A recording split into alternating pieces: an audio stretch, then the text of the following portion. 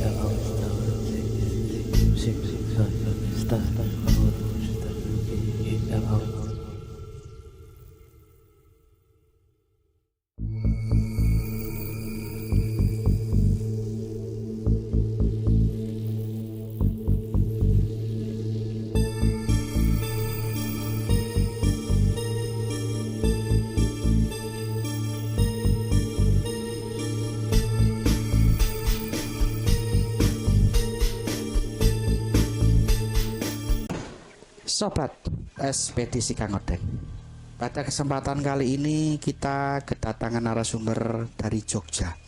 Jauh-jauh dari Jogja ke Banyuwangi, cuma ingin mengisahkan kisahnya yang pernah mencari pesugihan di Parangtritis, yaitu di Gua Langse. Kita sambut narasumber kita. Assalamualaikum Mas Bejo. Waalaikumsalam Kang Odeng. Gimana kabarnya Mas? Baik, sehat Kang Odeng. Alhamdulillah. Berapa hari perjalanan Jogja ke Banyuwangi Mas? Saya perjalanan kurang lebih, saya naik kereta itu 13 jam Kang Odeng. 13 jam ya? Iya Kang Odeng. Masya Allah. Itu awal ceritanya gimana Mas? Dan tahun berapa? Ya, jadi ini semua berawal dari tahun 2005.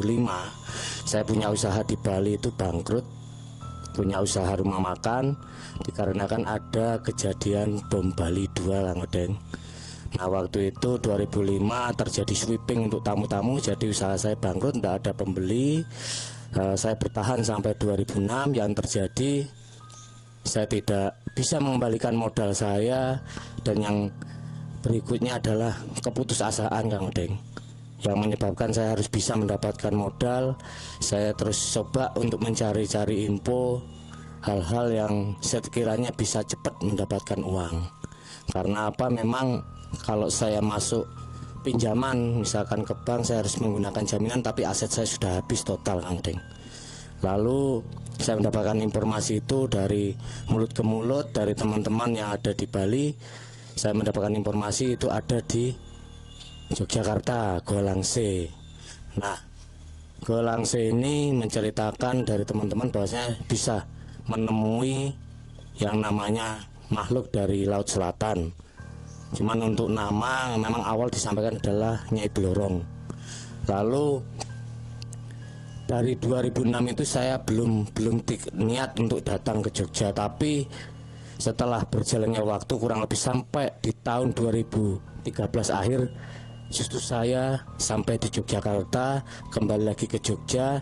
Saya membuka usaha kecil-kecilan dan masih belum bisa berkembang pesat waktu itu, Kang Deng. Sehingga menyebabkan saya berputus asa. Apakah harus saya lakukan apa yang pernah saya dengar di Bali waktu itu tahun 2006 dengan hati yang begitu yakin dan mantap, tanpa ada, nah ini Kang Odeng, saya tanpa ada bimbingan dari siapapun, saya coba melakukan perjalanan seperti informasi yang saya terima, yaitu ke Parangtritis. Tepatnya itu di tebing Parangtritis, timurnya pantai itu ada yang namanya Golangse, yang sejarahnya memang itu tempat bertapanya Bapak Presiden kita yang pertama, Bung Karno. Lalu juga ada kata Pak Harto. Nah, saya memberanikan diri, Kang Odeng. Saya datang ke sana, tiba di lokasi itu dan menemukannya. Yang pertama dilakukan adalah saya memang harus menyerahkan identitas saya ke penjaga di atas sebelum saya turun ke tebing itu. Nah, saya setelah menyerahkan dikasih waktu, kalau di sana itu maksimal 7 hari, selebihnya nggak boleh. Dari situlah saya memberanikan diri untuk ke tebing dan saya melihat kecuraman luar biasa, Kang Odeng. Di sana gua itu terlihat samar kalau dari atas. Jadi saya turun ke tebing itu, kemiringannya itu mengerikan, Kang Odeng. Jadi di 90 derajat, jadi seperti tembok ini, Kang Odeng. Saya harus merangkak naik berdiri tegak, bukan miring, tapi posisi benar-benar berdiri. Dan pijakan saya itu waktu itu ya, itu masih posisi akar ranting yang saya harus pegang, dan saya melakukan turun. Dan yang saya heran, saya dalam waktu turun itu tidak butuh waktu lama, Kang, dan tidak sampai setengah jam saya sampai di bawah. Dan di bawah itu saya ketemu dengan namanya, seingat saya itu adalah Mbah Siem. Mbah Siem ini adalah orang tua sepuh perempuan, dan di sana beliau ini menjajakan makanan, rokok semacam itu, Kang Odeng. Dan di sana saya sempat ngobrol sedikit perihal gua Langse ini, dan Mbah Sim sempat melarang saya, ndak usah le, ndak usah melebu, lek ra penting banget ra usah, kon wis ngerti to resiko nih. Jadi dia ngomong melarang saya untuk masuk karena ada resiko besar di dalamnya. Tapi karena tekad saya bulat, saya masuk, Bang Odeng. Karena saya memang bawa perlengkapan baterai atau senter. Saya turun, saya pertama membersihkan diri, mandi-mandi di air pancuran. Di sana ada air yang benar-benar tawar di dalam gua. Saya mandi dan saya sempat minum juga airnya. Lalu saya mencoba masuk. Dan waktu masuk itu saya di pintu itu sudah nggak bisa ini, Kang Odeng, nggak bisa berdiri lagi. Jadi harus merangkak, alias tidak sampai penuh badan tapi setengah badan. Saya nunduk masuk ke dalam. Saya memberanikan diri pakai senter dulu. Saya senterin di dalamnya, saya kaget, Kang Odeng. Kagetnya bukan apa, ternyata saya nggak sendirian, Kang Odeng. Di sana itu banyak orang-orang yang sudah lebih dulu masuk, dalam posisi sudah bersilah bertapa seperti itu. Karena keyakinan saya sudah mantap, ya udahlah, saya coba untuk masuk saat sudah waktunya terbenam matahari. Seperti tadi saya ngobrol sama Mbak Siem. Nah, karena itu sore saya belum masuk, saya belum jadi masuk. Saya nunggu matahari terbenam, Kang Odeng. Dan kebetulan cuacanya cerah, saya menunggu matahari tenggelam. Setelah matahari mulai ke ufuk barat, saya masuk, Kang Odeng. Masuk, di sana saya merangkak, jarak kurang lebih cuma 2 meteran lah. Saya nggak berani masuk terlalu dalam. Setelah itu saya mencari tempat yang memang kosong. Saya kalau nggak salah ingat saya itu pokoknya yakin itu menghadap ke selatan. Saya langsung duduk menghadap ke selatan dan hadapan saya itu saya matikan baterai itu setelah duduk dan saya bersila itu gelap gulita Kang Odeng. Benar-benar gelap. Jangankan untuk terbuka matanya. Jadi benar-benar melotot pun saya nggak menemukan apa-apa, gelap gulita. Dan seperti di ruangan yang nggak ada lampunya sama sekali. Nah, di situ saya masuk, saya tanpa doa, tanpa apa, saya cuma niatkan, wes sopo wae sing neng kene, sing manggon neng kene, itu pakai bahasa Jawa saya. Siapa aja yang ada di sini, saya pengen nemui apa yang ada di sini, saya pengen ditemui dan saya pengen langsung bertatap muka. Nah, dari situ saya batin pengen ketemu. Dan itu saya merasakan nggak cepet Kang Odeng, lama sekali. Saya merasakan kurang lebih bisa sejam lebih itu saya merasakan sampai kaki saya ini kesemutan gitu loh. Nah, setelah dari rasa yang penasaran sampai hampir ya lebih sejam lah itu, saya ujung-ujungnya apa? Saya pengen mundur sebenarnya. Karena apa? Kan nggak ada tanda-tanda apapun. Tapi saat saya meniatkan untuk mundur, kaki saya mulai saya angkat, saya kagetnya luar biasa Kang Odeng. Tiba-tiba muncul ini Kang Odeng, muncul cahaya yang memang saya nggak mengira kalau di situ itu tiba-tiba terang benderang, tapi nggak ada cahaya dari mana. Itu saya kagetnya di situ. Nggak ada cahaya tapi kok terang. Nah, ini saya sempat kaget. Gimana saya? Wong tadi ini gelap gulita kok tahu-tahu terang benderang. Nah, saya coba merhatikan kanan kiri, nggak ada siapa-siapa. Orang-orang tadi ini kemana? Kok saya jadi sendirian? Ini kok ruangan kok tiba-tiba lebar, luas dan nggak ada ujung. Ini pembatasnya mana? Tapi kok makin ke ujung itu makin gelap. Tapi di posisi saya ini terang benderang. Saya nggak tahu lampunya dari mana. Nah, di saat itu saya mulai berpikir, apa saya masuk ini ke alamnya, katakanlah alam lain atau seperti apa? Belum saya mikirkan itu Kang Odeng. Tahu-tahu Kang Odeng, ada suara desisan Kang Odeng, dan saya kaget, bener-bener kaget. Desisan itu dari mana saya nggak jelas, nggak kelihatan wujudnya di mana. Belum saya mikir panjang kali lebar, saya sudah batin itu. Ini suaranya kok kayak suara ular-ular yang di pasar itu ya, yang saya pernah lihat. Ternyata benar Kang Odeng. Saya di depan saya itu tiba-tiba muncul wujud badan ular gede Kang Odeng, hampir sebadan saya, lebih gede lagi 2 kali lipatnya. Itu yang buat saya lebih kaget itu Kang Odeng. Sampai di atas kira-kira di kepala saya kurang lebih ya 2 depa gini. Itu badan ular itu atasnya itu ular Kang Odeng. Di bawahnya itu ular, badannya itu ular, terus di separuh badannya ini ular, di atasnya ini wujud manusia perempuan. Cantik Kang Odeng. Cantiknya saya nggak bisa gambarkan. Tapi di situ saya terdiam karena kaget, takjub, kok ada makhluk kayak gini. Satu kaget, yang kedua karena saya sudah mantap, saya memberanikan diri untuk mau berucap, tapi nggak bisa berucap Kang Odeng. Yang ada apa? Ini makhluk ini ketawa dengan nyaringnya. Saya sampai, wah ini ada apa? Kenapa? Kok malah diketawain saya? Emang saya salah apa ke sini gitu loh. Nah, karena saya nggak bisa berucap, tiba-tiba makhluk itu, perempuan itu, setelah ketawanya berhenti, dia tanya, kon sopo? Ini bahasa Indonesia itu, dia itu tanya, kamu siapa? Ya saya jawab, saya Bejo. Lah ya Bejo mau ngapain ke sini? Ya saya mau datang aja, mau pengen ketemu. Lah ketemu mau apa? Ya saya jawab, ya enggak ada, saya pengen ketemu. Diem. Setelah itu diem. Saya masih terbata-bata ngomongnya. Saya coba beranikan diri, tapi tiba-tiba pikiran saya itu terbesit untuk, mohon maaf Kang Odeng, yang tadi awalnya saya ndak niat, jadi niatnya lebih kencang lagi. Saya pingin harta di pikiran saya Kang Odeng, yang tidak tahu ya dari mana. tiba-tiba setelah saya mikir gitu aja, di depan saya tiba-tiba ada tumpukan uang Kang Odeng, sama ada emas-emasan gitu. Nah itu dalam bentuk kayak kotak peti gitu loh, di peti di depan saya, tapi uangnya nggak di peti, tapi posisi di sampingnya peti. Jadi sebelah kanan saya itu ada kotak isinya emas-emasan, di sini ada uang. Nah saya kaget, kok ada uang, tiba-tiba ada emas. Lalu makhluk itu ngomong gini, iki sing mbok goleki, iki sing mbok jaluk, lek gelem digowo.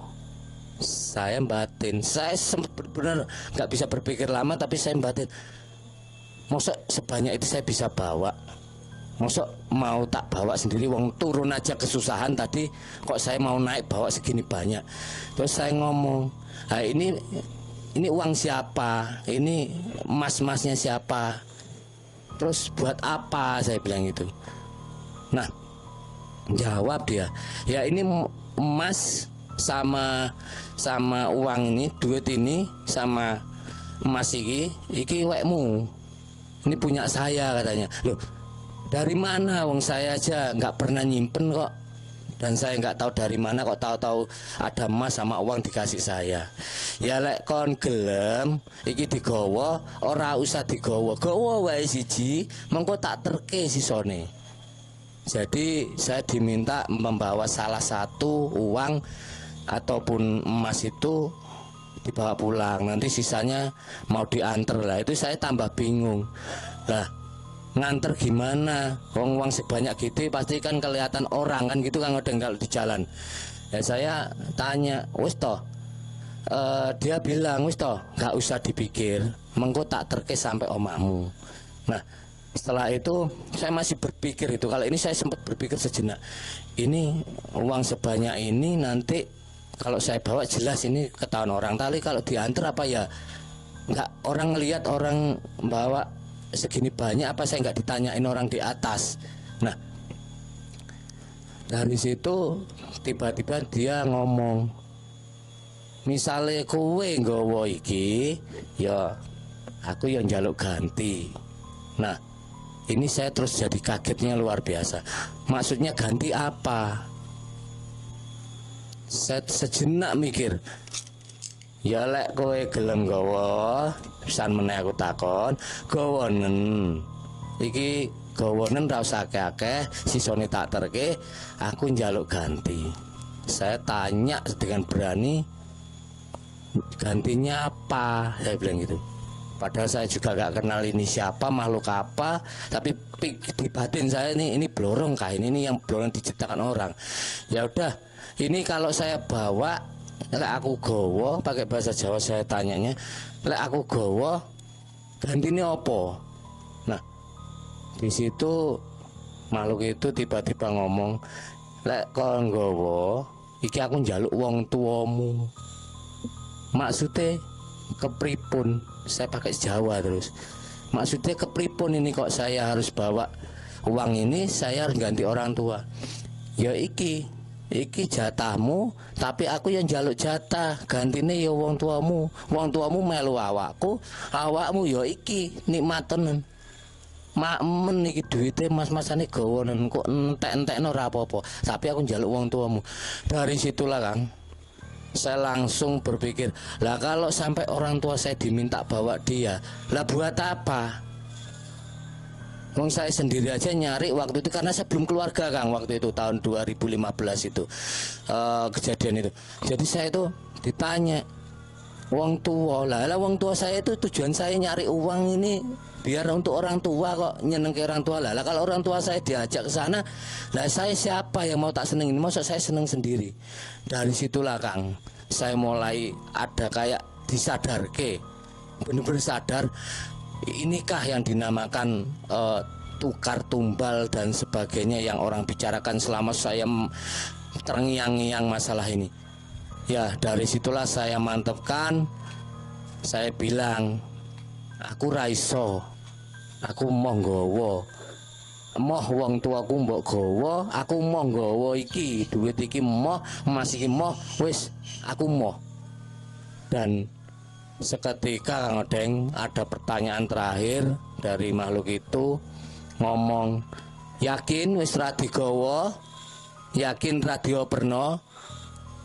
Ya yakin aku moh aku lek wong tuaku sing digawa gawe apa moh, saya bilang itu.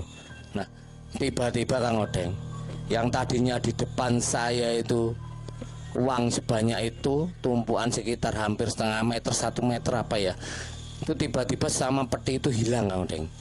Dan hilangnya itu bebarengan setelah uang hilang, nggak lama ada makhluk ini ngomong terakhir itu yang saya ingat, ya wes balio sampai 3 kali. Seketika hilang Kang Odeng. Dari situ saya langsung keringat dingin Kang Odeng. Waduh, ini salah saya apa ya? Wong saya sini pengen ketemu, setelah ketemu kok malah kayak gini, larinya kok minta apa? Orang tua. Nah berarti kalau diminta orang tua terus saya ini buat apa harta sebanyak ini, duit sebanyak ini? Saya dari situlah Kang Odeng terus jadikan hati saya mundur, karena saya nggak mau, karena tujuan saya waktu itu memang untuk orang tua, membahagiakan orang tua. Tapi kalau orang tua diminta, saya nggak sanggup Kang Odeng. Nah dari situ udah hilang Kang Odeng. Dari hilang itu seketika ini saya langsung coba keluar Kang Odeng, itu loh, keluar nyalakan senter. Nah waktu itu senter saya nyalakan, saya nyari jalan keluar. Saya sempat bingung karena apa? Lawang waktu setelah hilangnya makhluk itu sama uang itu dan makhluk itu gelap lagi Kang Odeng, gelap gulita, gelap seperti tadi, gitu Kang Odeng. Jadi niat Mas Bejo ini dari awal niatnya nggak mencari pesugihan ya? Tidak sebenarnya Kang Odeng, saya pengen ketemu. Dan tujuannya ketemu itu apa? Iya, saya kan rumornya di sana itu tempatnya orang bertapa, tempat orang cari pesugihan. Tapi saya hati kecil saya itu tidak pingin sebenarnya Kang Odeng pesugihan. Penasaran Mas Bejo? Betul Kang Odeng, saya itu penasaran. Punya niat mencari pesugihan, coba penasaran gimana tahu wujud-wujud makhluk gaib gitu. Betul ya? Kang Odeng, kenapa Mas, gitu? Mas Bejo ini di Parangtritis ya, di Kolangse ya? Iya. Itu berapa hari? Saya terus terang pas kejadian itu di hari ketiga Kang Odeng. Berarti 3 hari 3 malam? 3 hari 3 malam. Malam pertama kedua itu nggak ada apa-apa. Itu nggak makan? Saya makan Kang Odeng. Saya makannya keluar itu di Mbasiem tadi. Saya beli mie instan Bang. Oh setiap sore aja masuk? Saya malam menjelang mataharinya tenggelam. Berarti kalau siang di luar? Saya di luar mandi. Di sana juga ada kamar mandi untuk air tawar Kang Odeng. Disiapkan. Itu saya masih ingat betul, itu dari salah satu perguruan membangun kamar mandi di sana untuk umum. Disitulah saya mandi. Tapi kalau yang di gua tadi memang nggak boleh buat mandi kata Mbak Sim. Tapi ada airnya di luar? Ada airnya, air tawar Kang Odeng. Dan ada pompanya itu. Jadi keran betul-betul kamar mandi seperti kita punya kamar mandi di tempat-tempat. Yang pun di dalam ada juga? Yang dalam nggak ada Kang Odeng, nggak ada. Cuman air pancuran dari mata air turun. Nah itu kata Mbak Sim tidak boleh pakai mandi. Tapi kalau cuma untuk cuci muka ataupun untuk minum nggak apa-apa. Itu. Berarti 3 malam lah ya? 3 malam yang saya lakukan. Di malam ketiga itu saya baru ketemu. Di malam pertama enggak ada apa-apa, malam kedua enggak ada apa. Yang ada saya ngantuk, saya terus keluar. Ya di sana ada kayak teras, saya tiduran di sana Kang Odeng. Kayak gitu Kang Odeng. Terus habis kejadian itu, ya Mas Bejo ini nggak berani ngambil sikap karena Mas Bejo nggak punya keinginan mencari pesugihan. Iya, nggih. Tadi penasaran Mas sudah nyari ya, sudah terwujud lah ya. Terjawab Kang Odeng. Terjawab ya. Iya terjawab. Berarti di situ benar-benar ada makhluknya dan orang yang selama ini bicarakan ternyata memang ada. Tapi ya kembali lagi ya, yang saya tangkap dari semua orang ke sana itu nggak hanya saya Kang Odeng. Ternyata sebelum kejadian itu saya mendengar rumor 1 hari sebelum saya datang itu malah ada yang sepasang meninggal jatuh ke jurang Kang Odeng. Di situ Kang Odeng, karena susahnya tangga masuknya ya, pintu akses untuk ke tebingnya tadi Kang Odeng. Jadi bentuknya saya turun nanti belok kanan. Nah waktu turunan ini yang paling terjal Kang Odeng, kurang lebih ke bawah 300 meteran, 200-300. Itu ingat saya. Apa guanya itu luas Mas? Kalau di pintunya luas ya? Pintunya luas, tapi waktu yang gua yang sebenarnya yang di dalam jarak kita kira 3-4 meter itu sempit Kang Odeng. Makanya saya bilang tadi saya nggak bisa berdiri masuknya, tapi saya harus nunduk. Tapi di dalam bisa berdiri. Nggak bisa saya. Nunduk di dalam. Nunduk saya. Jadi nunduk saya jalannya agak merangkak gitu. Mas Kayak gitu. Bejo lihat itu di dalam ada orang berapa waktu itu? Waktu itu yang saya ingat antara 7 sampai 10 Kang Odeng. Banyak. Ada perempuannya juga malah. Tapi karena memang saya nggak mau ganggu, ya udahlah, saya ada kepentingan sendiri, ya udah saya masuk dengan cara saya sendiri. Saya nyari tempat yang kosong, saya duduk tadi bersila. Apa untuk sesaji untuk di situ Mas Bejo? Nah, waktu itu saya cuman dengar omong-omong aja. Saya cuman bawa dupa sama kembang. Kembang telon ya? Kembang itu malah kembang 7 rupa. 7 rupa. 7 rupa yang saya bawa. Sudah saya bawa, itu pun saya belinya terus terang itu nggak banyak Kang Odeng. Waktu itu beli 10.000 aja. Ya, kalau dupanya memang dupanya beda karena saya kebetulan dari mulai kakek saya itu suka bakar dupa, saya ada dupa beda yang tapi dijual di umum. Namanya dupa Maharaja Kang Odeng. Nah, itu yang saya pakai. Itu saya beli yang besar. Makanya kalau saya waktu bakar itu lama. Habisnya ya? Habisnya lama. Kayak gitu. Mas Bejo itu mengalami kisah-kisah kayak gitu berapa kali? Kalau kisah sebenarnya banyak Kang Odeng. Yang langsung ketemu? Ya, setelah kejadian ini sebenarnya banyak Kang Odeng. Cuman ini yang benar-benar membuat saya itu berpikir 2 kali ya. Berpikir 2 kali untuk melakukan yang namanya tukar orang tua itu. Saya takut karena apa ya, tujuan saya untuk orang tua. Tapi dari situ saya itu orangnya dablek kalau orang Jawa bilang. Saya itu nggak berhenti Kang Odeng. Saya tetap melakukan hal-hal semacam itu yang kata orang di sini ada ini dan itu. Saya penasaran masuk Kang Odeng. Itu saya karena kepenasaran. Karena apa? Ini ada riwayat terdahulu dengan kakek saya Kang Odeng. Kebetulan kakek saya ini punya tempat itu di rumah itu kayak kalau orang Jawa bilang itu sepen atau kamar sepi yang memang untuk sesaji bagi leluhur. Karena kita orang tua sebenarnya kejawen. Nah, kalau saya memang masuk Islam dari kecil, tapi lambat laun ke sini saya tetap menggunakan kejawennya. Jadi menghargai leluhur, dari situlah prinsip saya, harapan saya cuma pengen nemuin leluhur. Seperti apa sih alam lain, apakah ada? Ternyata saya sudah membuktikan, yaitu pertama kali yang saya alami langsung. Dari situlah kesininya saya masih melakukan Kang Odeng, karena penasaran saya itu nggak berhenti sama sekali. Karena apa? Nggak tahu ya, karena memang saya nggak langsung dididik. Kakek saya itu dulu kalau gini sejarahnya, kakek saya itu sebenarnya orang Banyuwangi Kang Odeng, nggak jauh dari tempat Kang Odeng. Dan dari situlah saya di Banyuwangi sendiri, saya sudah masuk semuanya sebenarnya. Mulai dari Gunung Remuk, Watu Dodol, Alas Purwo, Rowo Bayu, sampai Telunjuk Raung, Gunung Raung, termasuk Kali Baru yang sebelumnya rame tentang desa penari. Saya udah coba masuk ke sana Kang Odeng. Kayak gitu ada. Jadi ini riwayat karena kakek saya punya sejarah mengajari saya dengan cara cari uling lah orang Banyuwangi kalau nggak salah. Kalau di tempat Jogja itu sidat Kang Odeng. Jadi setiap malam itu nancing sidat. Kalau kakek saya itu guru, kepala sekolah. Jadi sampai pagi sore itu sebagai pengajar di kepala sekolahnya. Tapi kalau malam menjelang setelah Isya jam 8, 9 tuh saya diajak jalan-jalan gitu Odeng.